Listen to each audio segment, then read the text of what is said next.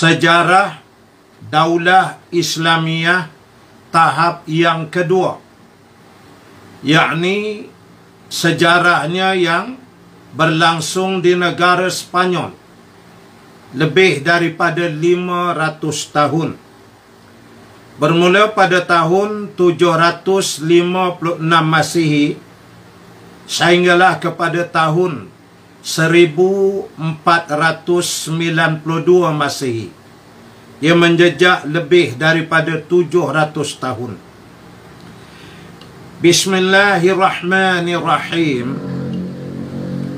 Pada bab ini dijelaskan tentang sejarah Islam masuk ke negara Spanyol, keadaan penduduk Spanyol sebelum Islam datang, faktor-faktor mudahnya penaklukan negara Spanyol, komposisi penduduk di negara Spanyol, keadaan umat Islam sebelum dan selepas ketikanya berjaya Islam memerintah di sana, sesudah daripada Daulah Umayyah, pembentukannya, kejayaan pemerintahannya, kemajuan ilmu pengetahuannya.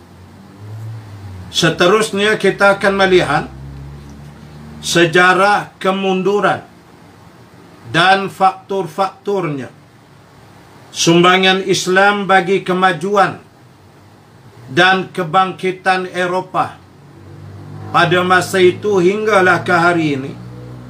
Mudah-mudahan kita dapat memahami dan menginsafinya.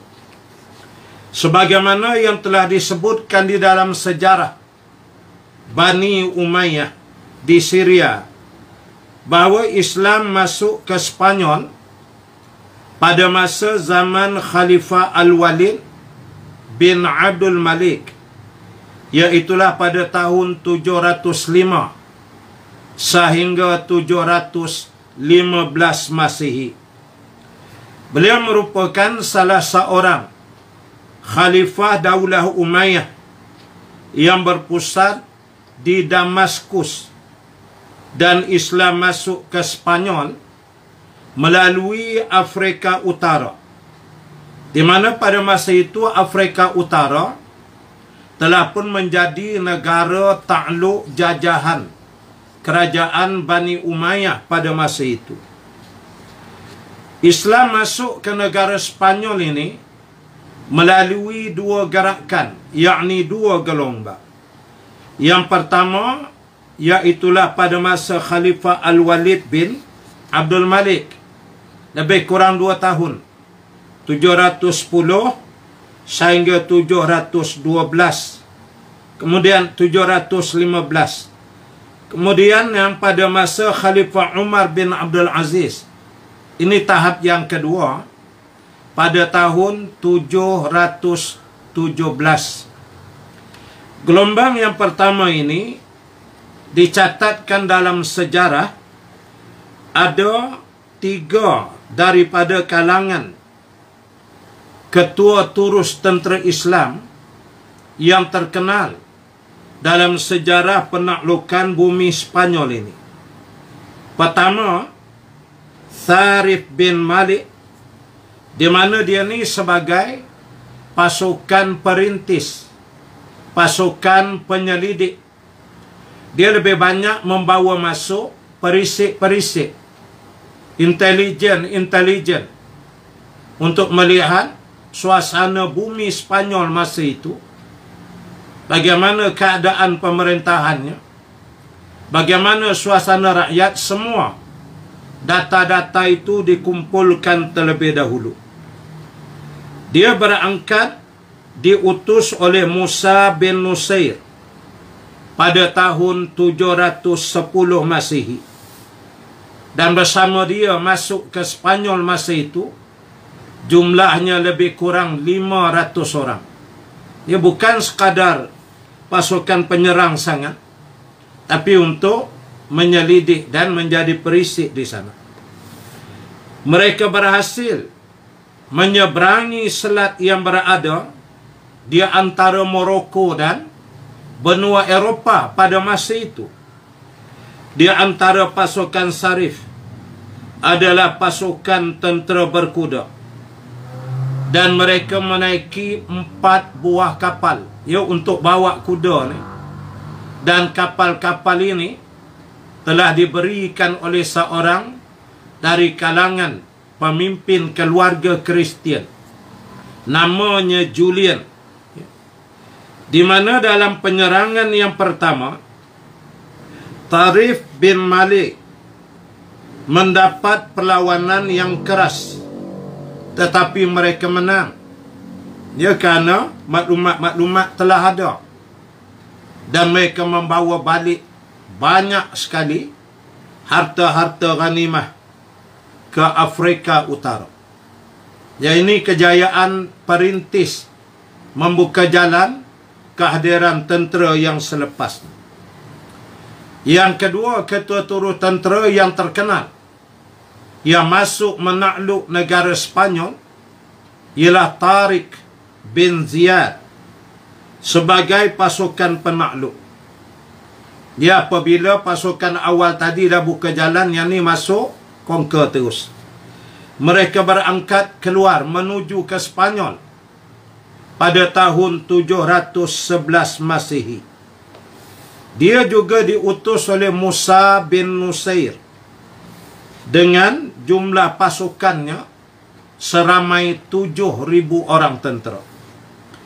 Sebahagian besar pasukannya adalah daripada suku Barbar. Ya, orang-orang Barbar. Ini Barbarian ni memang kalangan yang haibat. Dan harus difahami bahawa Musa bin Nusair itu adalah keturunan orang-orang Barbar. Ini orang-orang pergunungan yang lasak dan degil. Dan sebahagiannya lagi adalah orang-orang Arab, di mana masa itu Khalifah Al-Walid telah mengirim sebahagian bala tenteranya daripada wilayah Arab. Pasukan mereka menyeberangi selat di bawah kepimpinan Tariq bin Ziyad.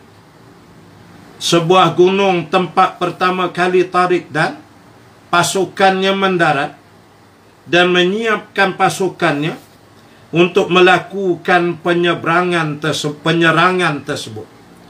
Masa itu selat itu belum ada nama lagi.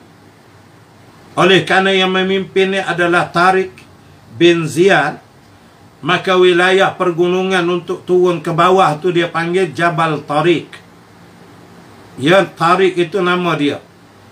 Jadi bukit-bukit di situ turun, situlah ada kawasan selat menyeberangi melalui negara Morocco sebagai Selat Gibraltar sehingga hari ini. Bagi orang-orang yang pernah pergi melawat ke negara Sepanyol, nanti ada satu kawasan bas akan berhenti di atas bukit. Dan kita boleh melihat menjunam ke bawah ada teluk. Di situlah kawasannya. Mendengar kedatangan Tariq, Raja Roderick mempersiapkan pasukan Gasia sebanyak 7,000 orang.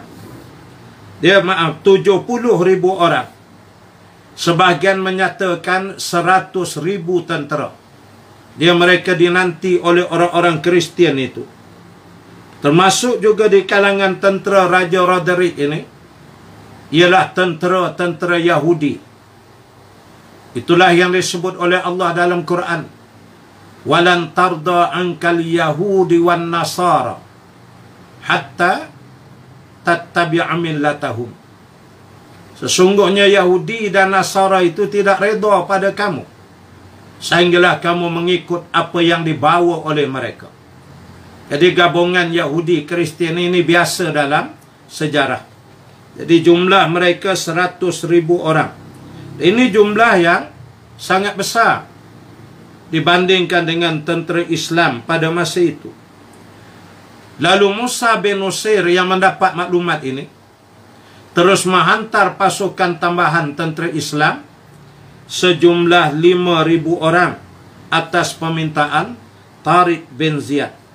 Maka jumlah pasukan tentera Islam di bawah kepimpinan Tariq pada masa itu ialah 12,000 orang. Ini yang disabdakan oleh Nabi sallallahu alaihi wasallam, sebaik-baik jumlah tentera ialah 12,000. Dan apabila umat Islam mempunyai 12,000 tentera, maka mereka tidak akan boleh dikalahkan. Ya, jadi jumlah yang diminta oleh Tariq ini adalah berdasarkan hadis, mengikut sunnah Rasulullah sallallahu alaihi wasallam. Sebelum memulai pertempuran, Tariq bin Ziyad berdiri di hadapan sahabat-sahabat dan bala tenteranya, mendorong mereka berjihad pada jalan Allah. Dicatatkan oleh ahli-ahli sejarah, di antara ucapan Tariq bin Ziyad dalam pidatonya ialah, "Wahai manusia, hendak ke mana kalian melarikan diri? Laut kini berada di belakang kamu. Musuh berada di hadapanmu. Demi Allah, tidak ada pilihan bagi kamu, melainkan kamu mesti jujur dan sabar. Ketahuilah sesungguhnya kamu berada di pulau ini lebih terhina dari anak-anak yatim di dalam tempat yang paling rendah." Ya, kalau kita nak lari balik ataupun duduk pakai menyerah aja, kita akan jadi hina, kata Tariq. Lebih hina daripada anak-anak yatim yang kehilangan mak ayah dia. Kita akan hina lebih pada itu. Sungguh, musuh kamu telah menyongsong dengan pasukan tentera, dengan senjata, dan dengan kekuatan yang melimpah-limpah. Sedangkan kamu tidak mempunyai perisai, melainkan hanya pedang. Dan kamu juga tidak mempunyai kekuatan kecuali kamu dapat merebut apa yang dimiliki oleh musuh. Ya, yang ada pada kita pedang aja. Dan Nabi SAW menyebut, "Innal abwabal jannah tahta linalus suyuf." Ya, sesungguhnya pintu-pintu syurga itu berada di bawah kilauan pedang. Ya, ini Nabi sebut kelebihan pedang ini. Walaupun kita ada pedang, dia kata Tariq, tapi bila kita sabar, kita jujur, kita tawakal, kita rempuh dia ke depan musuh. Terus lari belakang tak boleh, ada laut, mati juga. Lebih baik kita mati melawan. Tapi dengan pedang yang ada, kita boleh mendapat senjata-senjata musuh yang banyak, ya, sebagai ghanimah. Ini dia yakinkan. Jika hari-hari berkepanjangan, sementara kamu dalam keadaan terdesak, dan sesuatu apa pun tidak berhasil diraih, nescaya kehebatan kamu pasti lenyap. Dan hati mereka yang takut kerana berhadapan dengan kamu akan berubah menjadi berani menghadapi kamu. Ini pesan juga daripada Tariq. Kalau kamu dah ikut, dia rasa takut kamu je, tak masal nanti musuh jadi berani. Tapi kalau kamu tunjuk keberanian kamu, yakin musuh akan jadi takut. Sungguh, aku tidak memperingatkan kamu dengan suatu peringatan, sedangkan aku berlepas diri daripadanya. Aku membawa kamu dengan diriku sebagai pelaku pertama. Kena ingat, saat itu, masa berdiri menghadapi musuh, ratus ribu jumlahnya itu, 12,000 yang ada itu, kata Tariq, kamu yang 12,000 dengan aku ni, inilah dia yang Allah pilih untuk membina satu legasi sejarah untuk anak cucu, cicit-cicit dan umat-umat Islam di hari yang akan datang. Kita ni lah, kata Tariq. Jadi jangan buat sia-sia benda yang Allah bagi ke kita ni mahal. Untuk mengangkat darjat martabat, kita akan dipandang dan diingat oleh sejarah. Jangan takut, kata Tariq. Ketahuilah Al-Walid bin Abdul Malik, Amirul Mukminin, telah memilih kamu sebagai para pahlawan yang gagah berani. Dia menyukai kamu agar para penguasa pulau ini menjadi mentua dan menantu kamu. Ya, bila kita menang, kita menguasai, kita memerintah, kita boleh menyebarkan Islam melalui jalan-jalan perkahwinan. Walaupun mereka tu di kalangan Kristian, akhirnya mereka akan ikut keadilan Islam kita bawa. Dia akan jadi pak mentua kamu. Kamu tu pula jadi menantu ke dia. Bayangkan kekuatan kita boleh bentuk. Dan memang politikal ya, secara kahwin ini memang berlaku dalam sepanjang sejarah kerajaan dulu-dulu. Dia bila kabilah-kabilah tu banyak, kabilah ni lemah, dia nak kuatkan kabilah dia, anak perempuan dia kahwinkan dengan kabilah yang agak kuat, bergabung, maka semakin kuatlah kabilah tu, begitu. Jadi kalau kita menang, insya-Allah kita akan takluk ni semua. Kerana jumlah kita 12,000 ni, Nabi kata memang menang. Makanya kamu akan boleh mengahwini. Dan tentulah orang-orang Sepanyol ni lawa-lawa pula. Ini semua ghanimah, hasil-hasil kebaikan yang Allah akan bagi, kata dia. Bukan saja sekadar kahwin tu, tapi kita menyebarkan Islam tu pula. Begitu juga agar beroleh pahala Allah atas jasa kamu dalam upaya meninggikan kalimah dan menyebarkan agamanya di pulau ini. Ya, jadi kita boleh sebarkan pula agama di samping menambah umat Nabi Muhammad sallallahu alaihi wasallam. Dalam pertempuran di suatu tempat bernama Wadi Bakkah. Ya, kalau dalam ensiklopedia Yahudi, Bakkah ditulis itu Bakkah min Mekah. Itu. Dia disebut Bibakkatin Mubarakan. Itu peristiwa Nabi Ibrahim tu kan. Bakkah itu diterjemah juga dengan makna Mekah. Jadi ada nama wadi, lembah. Lembah Bakkah. Dalam pertempuran di situ, Raja Roderick diserang dan dipukul dengan pedang oleh Tariq bin Ziyad dan mati terbunuh dan pasukannya dikalahkan. Ya, jadi bila kepala tu dah habis, macam kereta api lah berekor ke belakang, kepala depan tu tergelincir, terbakar habis dah. Gabak belakang terbalik habis. Dia, maka pasukan tu dikalahkan kerana Raja Roderick dapat dibunuh, dan yang membunuh dia ialah Tariq bin Ziyad. Dari situ Tariq dan pasukannya terus menakluki kota-kota penting yang lainnya seperti Cordoba. Ya, Cordoba itu kononnya diambil daripada kalimah Cordoba. Ya, jadi Cordoba itu bahasa Arab semua. Granada dan Toledo. Di mana kalau kita baca sejarah, Toledo ni ibu negara Spain atau Spanyol di bawah kerajaan Garcia pada masa itu. Orang-orang Garcia ni orang jenis Spanyol lah. Mereka Kristian Garcia ni lah yang menawan dan menakluk mentadbir Spanyol masa itu. Tapi kejam. Dia melakukan kejahatan. Mereka mengadakan hubungan dengan Portugal. Portugal juga, orang-orangnya, tentera-tentera Portugis ini, di antara yang paling dengki hasadnya kepada umat Islam.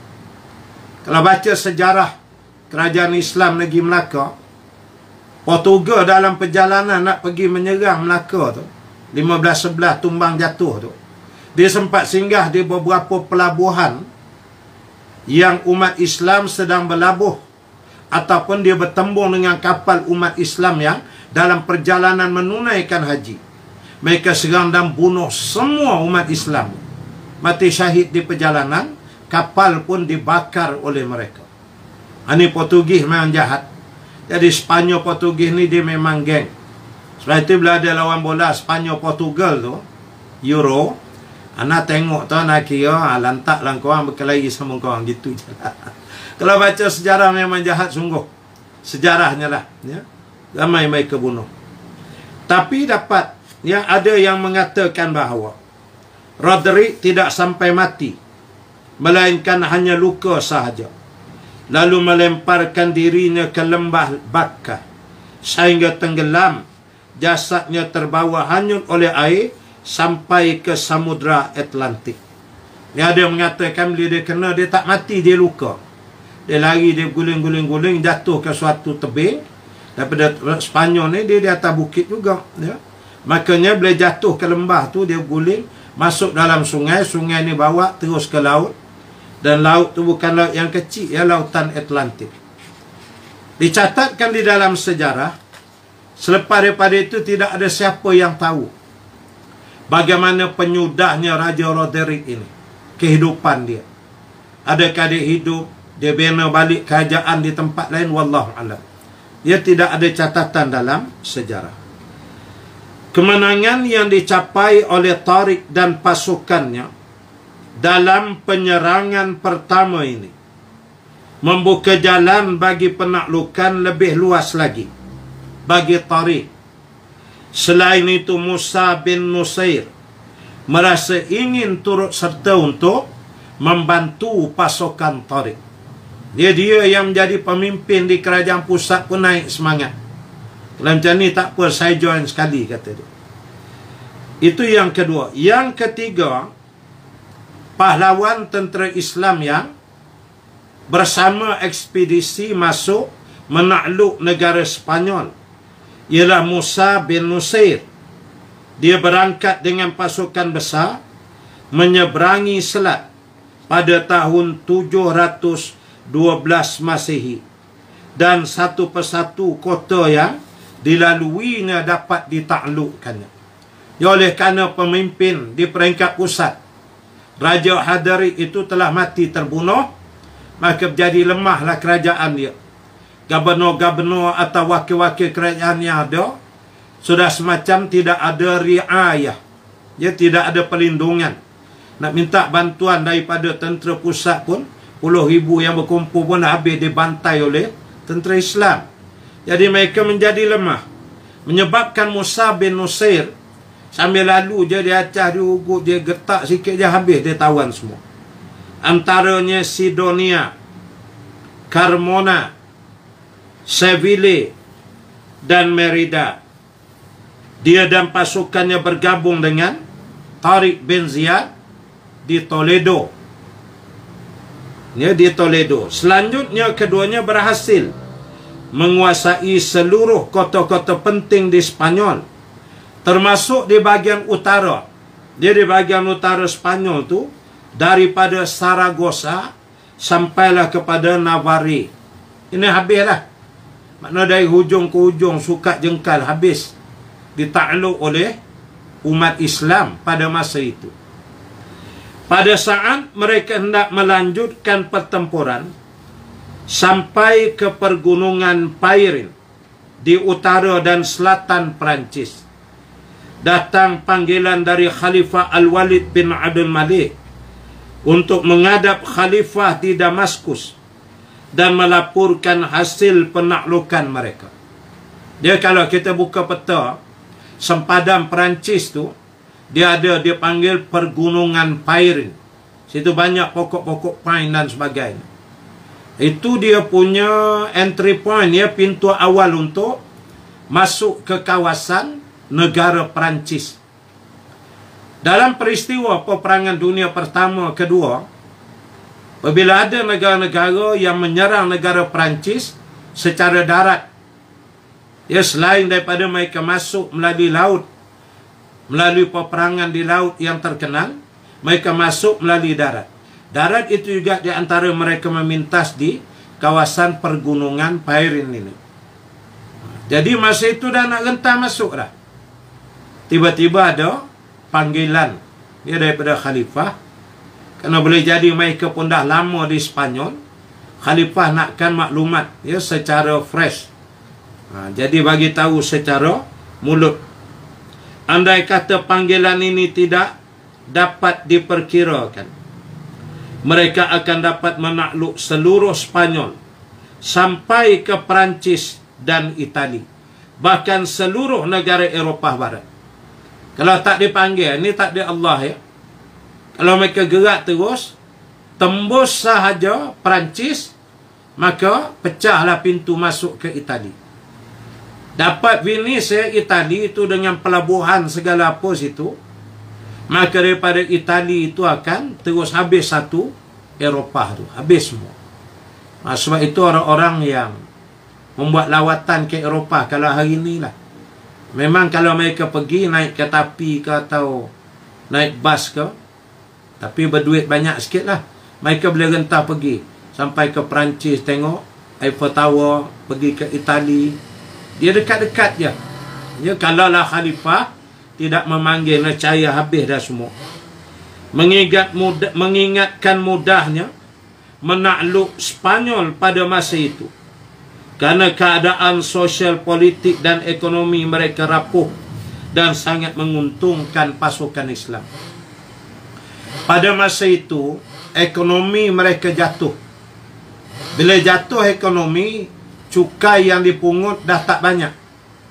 Bila cukai tak banyak masuk ke dalam treasury ya, perbendaharaan negara, maka negara itu akan jadi lemah. Apalagi mereka memang bergantung sungguh dengan kebendaan ini. Dasar mereka dasar materialistik, menyebabkan mereka jadi lemah.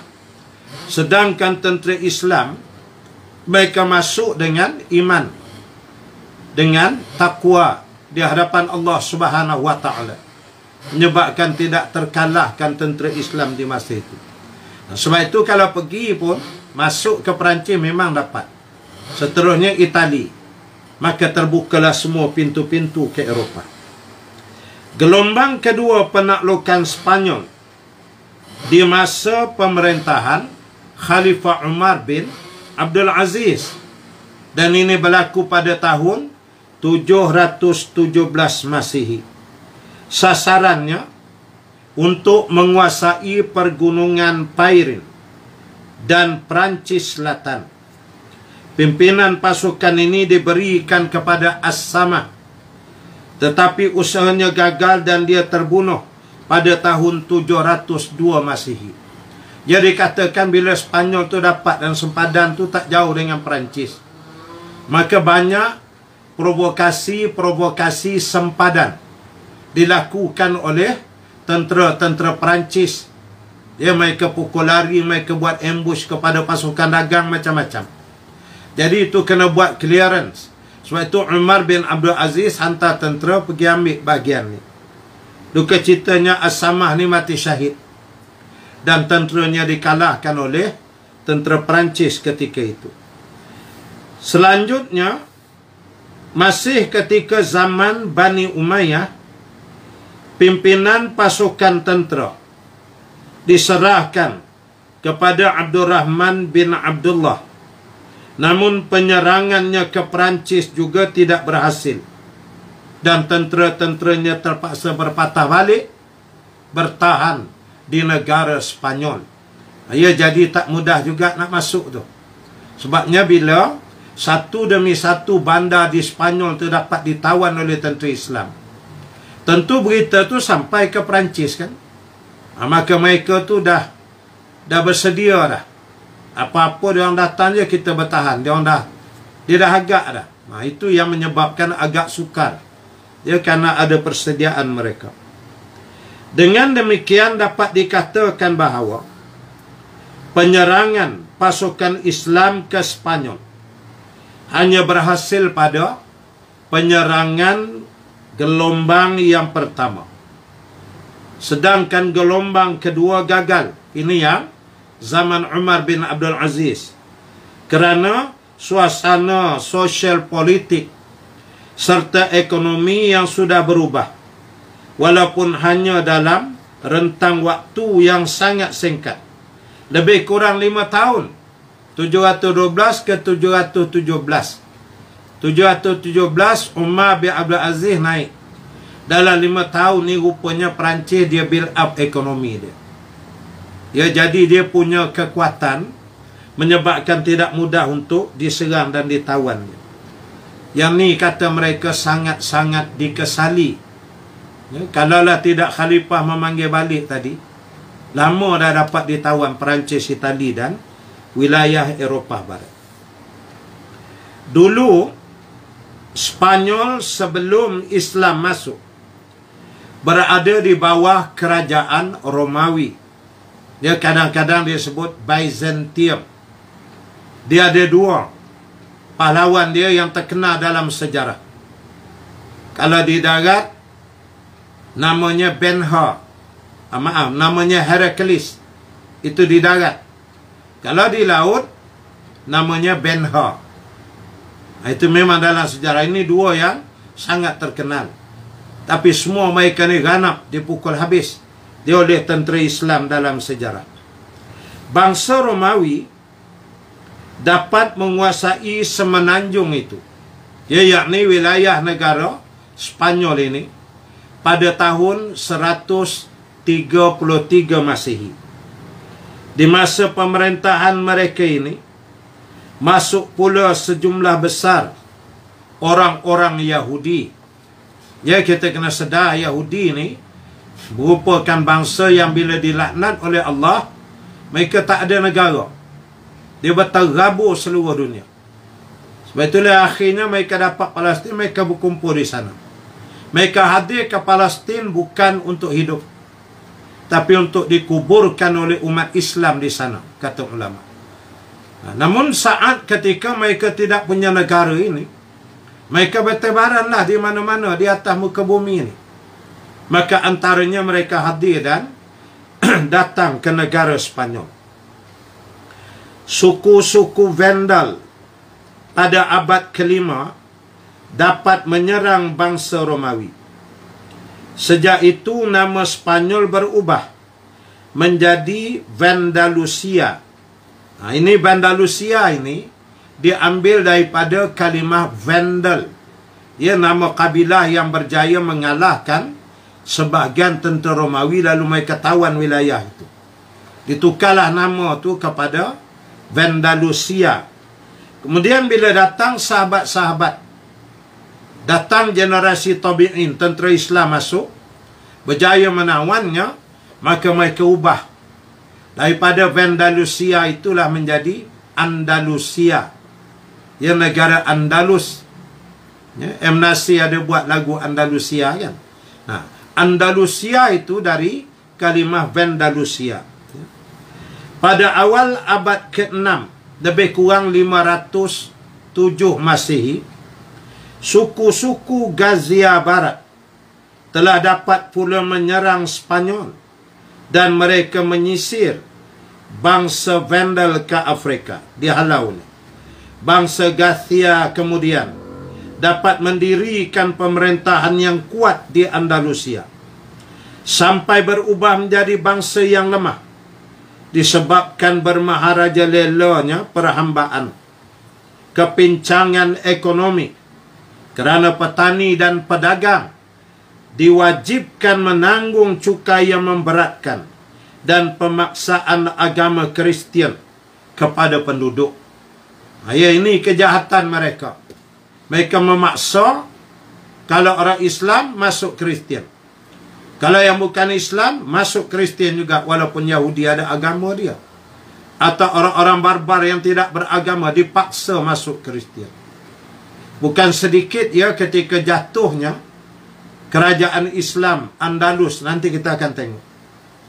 Antara benda besar yang terjadi ialah penyembelihan hidup-hidup umat Islam yang ditawan oleh tentera Kristian. Sehingga perkuburan Islam di Spanyol pun dibongkar oleh mereka. Batu-batu nisan diambil, dijadikan sebagai kota-kota pertahanan yang mereka bina. Mereka nak hilangkan terus dia wajah Islam itu, tapi mereka tak mampu buat. Antara yang terkenal di Spanyol ialah Alhambra. Mereka tawan, mereka tukar jadi seperti bentuk gereja mereka. Seperti juga yang mereka buat di Turki.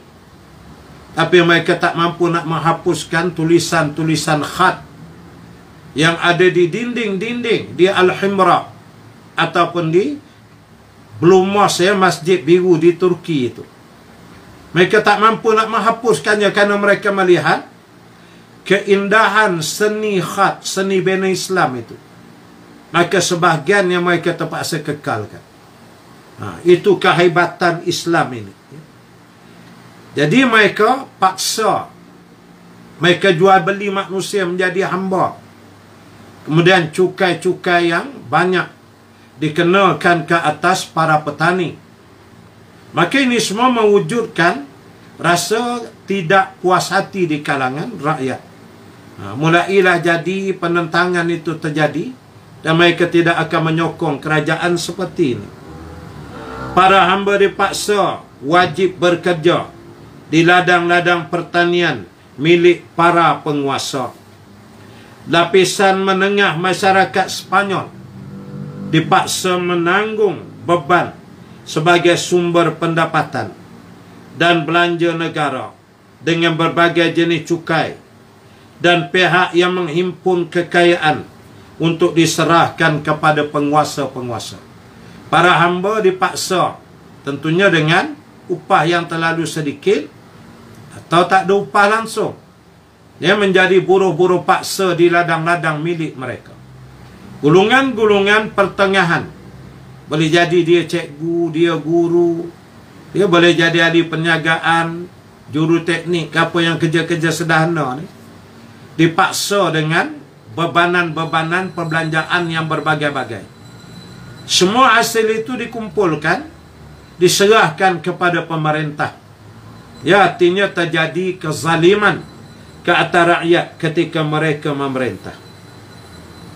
Para rahib Kristian berhasil mengeluarkan berbagai perintah dan undang-undang yang sangat keras kepada setiap orang yang enggan menerima dan menjadi pemeluk agama Masihi. Akibatnya rakyat menjadi menderita, sengsara dan tentunya tertekan. Jadi tahap itu pula penguasa dengan padri itu nak macam sama. Dia padri tapi dia macam penguasa juga. Penguasa, pemerintah mengeluarkan undang-undang untuk mentadbir negara. Padri pun dia buat undang-undang dia sendiri. Oleh kerana dia orang agama, tentu ramai orang yang mempercayai dia. So dia menggunakan kedudukan ini sebagai orang-orang agama, orang gereja. Dia buatlah peraturan undang-undang sedap ke dia supaya jadi selesa dia. Maka makin menderitalah rakyat. Antara undang-undang yang dibuat oleh pihak gereja ialah memaksa orang ramai supaya menganut ajaran Kristian. Orang-orang Yahudi kerana tidak tahan menerima paksaan ini berulang kali melakukan pemberontakan. Tetapi gagal. Ianya menyebabkan rumah-rumah mereka hancur berantakan. Dan banyak di antara mereka terpaksa dan dipaksa menjadi penganut agama Masihi, yakni agama Kristian. Mereka cubalah tapi dikalahkan. Sudahlah mati, rumah pun habis hancur dibakar. Mereka dipaksa menganut Kristian. Itulah suasana penduduk Andalusia lebih kurang, ya, sebelum Islam masuk ke sana. Sementara penduduk Afrika Utara hidup dalam keadaan sejahtera sewaktu berada di bawah kekuasaan Islam, iaitulah Daulah Umayyah yang memerintah dengan adil. Maka tidaklah menghairankan bila penduduk Spanyol berharap agar mereka dapat membebaskan diri dari kekejaman bangsa Garcia yang tersebut. Jadi kebetulan Spanyol atas tu Afrika Utara sebelah dia. Jadi boleh buat comparison. Tengok ke Spanyol ni nampak benar dengan kejam, dengan tekanan, penindasan, cukai. Tengok ke Afrika Utara, Masya Allah. Rakyatnya dengan aman, dengan tenteram, keadaan harmoni, ekonomi berkembang, cukai tak tinggi mana kerana keadilan Islam itu. Ini yang kita sebut. Kita nak hukum hudud itu dilaksanakan di negara kita. baru nampak keadilan Islam. Selama tak buat, tak nampak. Mesti kena buat. Kita kena berjuang ke arah itu. Saya sekadar bagi contoh aja. Terus ambil lah Sepanyol dengan Afrika Utara. Kita ambil saya di Gombak ni dengan Selayang atau Ampang lah. Gombak dengan Ampang, kami ni sempadan. Buat olok-olok lah, buat cerita kononnya di Gombak ni dilaksanakan hukum dan undang-undang Islam yang menyeluruh. Ya, pencuri dipotong tangan, penzina dihukum rejam. Ya, segala-galanya lah menurut hukum hudud. Baik. Di sini dilaksanakan hukum di Gombak ni contoh, hukum potong tangan bagi pencuri. Ampang tak laksanakan undang-undang Islam. Contoh misalnya, dia tak ada, dia undang-undang dia masuk penjara 3 bulan begitu. Dia bukan undang Quran. Baik. Cuba fikir. Kalau kira seorang pencuri, agak-agak lah dia nak mencuri di mana? Di Gombak ke di Ampang? Cuba fikir sendiri. Kalau aku mencuri di Gombak, balik ke rumah tinggal sebelah tangan aku. Habis sini ni, dikerat. Ke depan ke mana nak mencuri lagi? Nak memegang dah tak boleh, dah tak ada jari ni, habis lah. Fungsi jari tu nak pegang, nak macam-macam. Macam mana? Makanya pencuri-pencuri akan lari ke mana nak sedap mencuri? Tentu dia masuk ke wilayah Ampang. Ampang kalau aku mencuri, habis-habis boleh tangkap, duduk lokap 2 minggu. Lepas tu setahun pula masuk penjara, makan tanggung. Barang aku curi tu aku sembunyi. Lepas tu aku buat kata tak tahulah, tak dapat gitu, dah hilang, dah buat belanja. Padahal duit-duit 10,000 aku rompak tu simpan dalam tanah. Besok lepas tahun keluar, aku boleh ambil, aku kaya raya balik. Kalau di sini tak kena hari, kepala pun kena pancung. Ni ada pencuri potong tangan kanan, potong kaki kiri. Lagi haru, dah jalan nengkak-nengkak jaku macam tu, baik, tak payah. Maka pencuri akan mencuri di mana? Di Gombak atau di Ampang? Jawabnya dia akan cross border, dia pergi ke Ampang. Baik, di Gombak dilaksanakan undang-undang Islam. Haramkan arak. Tak boleh minum arak, kecuali orang kafir yang agama dia kata boleh minum arak, itu aja. Pun dia tak boleh buat iklan minum kedai tentu arak, tak boleh, ada tempat khas. Makanya kaki-kaki arak, pemabuk-pemabuk, peminum-peminum tegar arak ni, dia nak minum arak di sini kan kena sebat 80 rotan. Nak ke mana? Arak dapat, sakit pun dapat, malu pun dapat. Nama dia mikir-mikir, di Ampang tak ada kena rotan, kena sebat. Baik aku cross daripada Gombak ni pergi ke Ampang je minum arak. Akhirnya apa yang berlaku? Akan pergi, saya bagi 2 contoh ni, akan pergi satu tahap. Oleh kerana Gombak ni melaksanakan undang-undang Islam, hudud kisah takzir semua, maka pencuri-pencuri di Gombak semakin turun, semakin geda, semakin geda. Akhirnya kecuri mungkin berlaku 2 tahun sekali je. Tu pun dia berani betul lah. Tidak, tak ada keadaan aman. Peminum arak, orang-orang mabuk pun dah tak ada dah, kerana mereka takut disebat di khalayak ramai. Manakala wilayah Ampang, kerana tak jalan undang Islam, rompak, penyamun, bapak, segala raja pencuri semua ada di Ampang. Kaki-kaki minum, ya, festival fest, bulan Oktober apa semua ke Ampang. Maka di Ampang penuh dengan pencuri dan orang-orang yang mabuk. Dia bawa kereta langgar orang mati. Di mana? Di Ampang. Dia dah keadaan mabuk, rogol anak sendiri. Di mana? Di Ampang. Dah mabuk, dia berkelahi, pecah kepala, 4 orang mati, geng-gangster. Dia up dulu, minum dulu. Di mana berlaku? Di wilayah Ampang. Saat itu semakin naik, semakin increase ya di Ampang. Sedangkan Gombak kerana Islam berjalan, makin reda, makin aman. Nah, kalau ada orang yang nak hantar anak dia belajar, masuk universiti, dia nak hantar anak dia ke mana? Di Gombak ke di Ampang? Tentu ke Gombak, kerana aman. Budak tenang boleh belajar. Penjenayah tak ada, jenayah tak berlaku. Orang yang berniaga dengan modal bisnes dia yang besar, dia nak tanam modal niaga dia di mana? Di Gombak ke di Ampang? Tentulah di Gombak, kerana keadaan aman. Orang tak berani mencuri. Kalau di Ampang tu kan, dengan dia sekali mati. Maka akhirnya apa berlaku? Berkembang tak negara wilayah Gombak? Berkembang. Pembelajaran jadi universiti terbanyak, terbaik. Ekonomi semakin meningkat.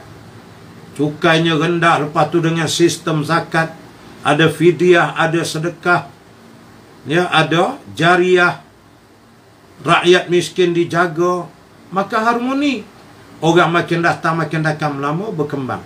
Jadi boleh compare oleh kerana sebelah-sebelah. Gombak dengan Ampang tadi, maka orang akan tengok. Orang Ampang pun tengok, wah, kalau macam ni baik kita dengan Islam aja. Nampak di Gombak tu aman, tenteram, lebih bagus daripada kita. Tu sebab bila dapat comparison ini, orang-orang di Spanyol melihat orang-orang di Afrika Utara. Rakyat sana aman, tenteram, macam contoh saya bagi tadi. Menyebabkan orang di Spanyol ni menunggu aja. Mintalah datang penyelamat. Siapa je lah, kalau masuk aja kita akan bantu dia, tumbangkan kerajaan Spanyol. Itu cerita. Menyebabkan bila tentera Islam masuk, orang-orang Spanyol tak ada dah. Mereka memang dah tunggu lama nak bebas. Mereka hanya support, mereka bantu. Dan akhirnya mudah ditawan satu bandar ke satu bandar yang lain. Ini. Kerana ekonomi pun dah runtuh, mereka pun sakit hati dengan kepelbagaian cukai. Menyebabkan jatuh kerajaan Kristian Ghasia tadi. Sementara Afrika Utara dikuasai Daulah Umayyah pada masa pemerintahan Abdul Malik bin Marwan, yakni 685 sehingga 705 Masihi, dan mengangkat Hasan bin Nu'man Al-Ghassani sebagai gubernur di daerah itu. Pada masa Khalifah Abdul Malik, pada masa Khalifah Al-Walid bin Abdul Malik, gubernur Afrika Utara telah digantikan dengan Musa bin Nusair. Dia memperluaskan daerah kekuasaannya dengan menakluk Aljazair, ya hari ini Algeria, dan juga Morocco. Habis ditawan. Sehingga hari ini Morocco menjadi juga pusat pembelajaran, ya, universiti-universiti yang hebat untuk didatangi daripada seluruh dunia di Morocco itu. Nah, ini kehebatan-kehebatan yang berlaku. Sewaktu kawasan ini dikuasai kerajaan Ghasia, dia sering menghasut penduduk untuk melakukan rusuhan-rusuhan kaum dan menentang Islam. Yang mereka gunakan rakyat di sempadan ini provokasi Afrika Utara. Tapi setelah kawasan ini benar-benar dapat dikuasai umat Islam, mereka dapat memusatkan perhatiannya untuk menakluki Spanyol. Ya, bila sepenuhnya dikuasai, tentu ada kekuatannya. Dengan hasil negara yang banyak, persenjataan pun dapat diperlengkapkan. Dengan demikian, Afrika Utara menjadi batu loncatan bagi umat Islam dalam menakluk bumi Spanyol. Jadi dia punya pintu masuk tu di Afrika Utara. Kemenangan-kemenangan yang dicapai umat Islam pada penyerangan gelombang yang pertama tidak lepas daripada adanya beberapa faktor dalaman dan luaran yang menguntungkan mereka.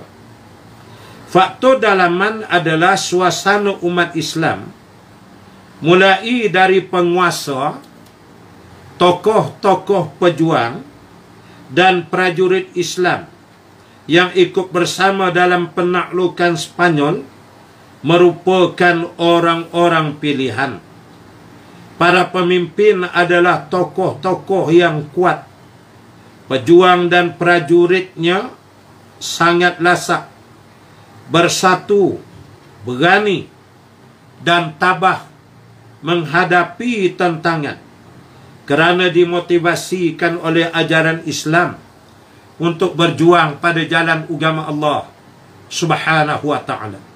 Ini di antara unsur-unsur awal kemenangan yang mudah ke Spanyol ni ditakluk, Karena yang datang tu bukan kecil-kecil anak.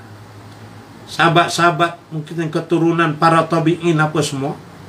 Mereka ni telah berpengalaman dalam perang yang banyak sebelumnya. Kalau kita baca sejarah sebelum penaklukan Spanyol ni, nak kata banyak mana penaklukan terjadi. Nak menakluk Afrika Utara tu pun, dia ada wilayah-wilayah lain lagi, negara-negara lain. Sampai ke perbatasan Austria, Hungary semua. Di wilayah Eropah tu. Jadi banyak perang demi perang menyebabkan mereka sudah biasa. Kemudian berpengalaman. Taktik strategi juga hebat. Di samping mereka tu sendiri, dia dari kalangan orang-orang yang kental keimanannya.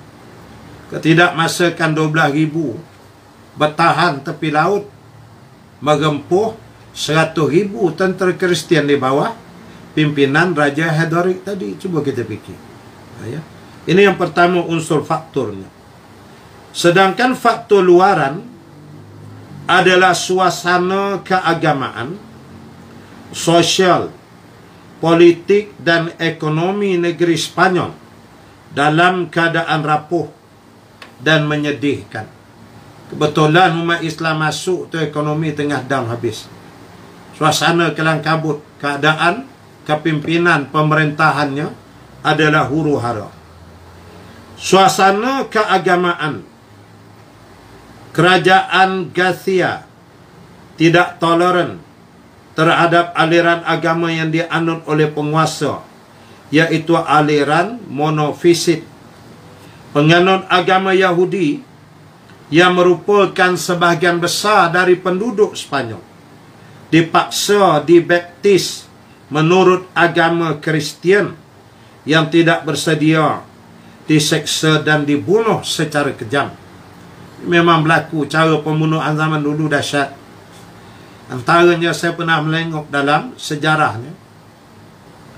Orang tu dibaringkan, kemudian kakinya tu dipalang dengan besi. Lepas tu tepi tu ada seorang yang pusing tu. Jadi besi tu terbuka, terjerit lah. Sampai terkoyak dua, mati. Bukan main-main. Ada tu pula macam katil lah, katil. Dibuat bukan macam, memang katil. Dibuat daripada besi. Dan di bawah tu dinyalakan api. Dibaringkan atas tu. Dikunci pintu besinya, duk jerit dalam tu.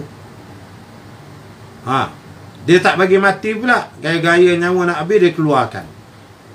Maka menanggung penderitaan, kulit yang dah melecur satu jasad, muka dah hangus terbakar, macam-macam mereka buat.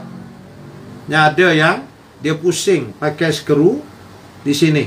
Dia letak tu, dia pusing, turun, tembus kat sini. Diam situ, mati dah. Macam-macam ya penyiksaan yang dahsyat. Dia paksa untuk menganut Islam itu. Kondisi atau suasana sosial rakyat Spanyol, mereka dibagi-bagikan dalam sistem kelas. Dikasta-kastakan manusia. Sehingga muncul masyarakat yang melarat, tertindas dan tidak mempunyai persamaan hak. Human right tu dah tak ada dah, habis. Ia ditekan habis-habisan.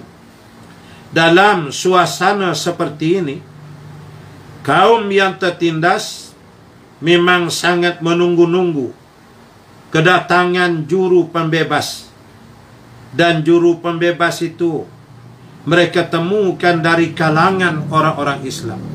Dia kebetulan pada masa itu keadaan, tiba-tiba tentera Islam masuk. Memang kita kata macam orang mengantuk disorongkan bantal. Mereka menyambut je lah. Dan tentunya mereka banyak membantu. Paling tidak mereka tahu laluan. Bukit ni, gunung tu, lembah situ, lembah sini. Jangan masuk ke situ, masuk ke belah sini. Karena mereka dah berpuluh-puluh tahun berada di sana. Tentunya ia merupakan hal yang sangat membantu di hari-hari awal kemasukan tentera Islam itu. Suasana politik wilayah Spanyol terkoyak-koyak dan terpecah-pecah ke dalam beberapa negeri yang kecil. Kerajaan dalam keadaan kemelut. Ya. Dan suasana terburuk berada di masa pemerintahan Raja Roderick. Jadinya negeri-negeri itu dah berpecah pula. Masing-masing ada pula yang ni sultannya tu tengku mahkotanya. Yang ni pun declare diri dia jadi raja. Negara sana tengok pula dia istihad, dia pula naik jadi gubernur. Akhirnya terjadi pecah. Dan sangat lemah, tidak punya kekuatan. Negeri ni ada sikit tentera dia, yang situ sikit pula gubernur tu punya. Nak diminta bantuan sini tak dibaginya, dia aja nak merintah. Mereka berpecah. Maka bila tentera Islam masuk dengan jumlah 12,000 tu, besarlah tu. Mereka sudah tidak boleh berbuat apa-apa ketika itu. Kemuncak masa masuk tu pula zaman Raja Roderick. Memang masa puncak kelemahannya. Raja Garcia yang terakhir yang dikalahkan oleh pasukan Islam, Roderick itulah. Awal kehancurannya ketika dia memindahkan ibu kota negaranya dari Sevilla ke Toledo. Saat itu Witiza yang menjadi penguasa wilayah Toledo, dia berhentikan begitu sahaja tanpa sebab. Itu juga jadi punca marah lah kawan. Dia jadi wazir, jadi ketua, jadi gubernur situ. Lepas tu dia pecat, tak ada sebab. Dipindahkan ibu kota dari situ pergi ke Toledo. Hal ini memancing kemarahan dari abang dan anak-anak Witiza. Masing-masing bernama Opas dan Acila. Ini nama-nama mereka lah. Kalau kita Opah, ya Opah lain. Ini Opas. Keduanya bangkit dan menghimpunkan kekuatan untuk menjatuhkan Raja Roderick. Mereka pergi ke Afrika Utara dan bergabung dengan umat Islam di sana. Dia tak menyerang dari dalam, dia keluar pergi ke Afrika. Dia combine dengan tentera Islam, makin ramai lah. Mereka ni pula, macam saya sebut, dari segi info tu sangat penting. Mereka bagi pula maklumat, lagi mudah. Ayah jadi kerana marah ayahnya diperlakukan begitu rupa. Sementara itu terjadi konflik antara Roderick dengan Ratu Julian, mantan Gubernur Roderick. Kerana puterinya diperlakukan tidak senonoh oleh Raja Roderick. Ini pula pegembat anak kawan ni di istana. Marah pula lah puteri ni, namanya Julian. Julian juga bergabung dengan umat Islam di Afrika Utara, mendukung penuh usaha umat Islam untuk menguasai Spanyol. Memang tak terkawal dah keadaan. Julian bahkan meminjamkan 4 buah kapal berturut-turut untuk dipakai oleh pasukan Tariq bin Malik, Tariq bin Ziyad dan Musa bin Nusir. Tiap-tiap panglima tentera yang masuk, dia support bagi kapal. Kalau dia tak bagi, masalah juga nak cross tu laut. Ya, orang Arab ni tahu je lah kapal-kapal ni dia kurang sikit. Walaupun dia boleh buat. Tapi dengan adanya kapal rahsia terus bagi, kan lebih lancar. Dia lebih licin gerakan penaklukan dan penyerangan itu.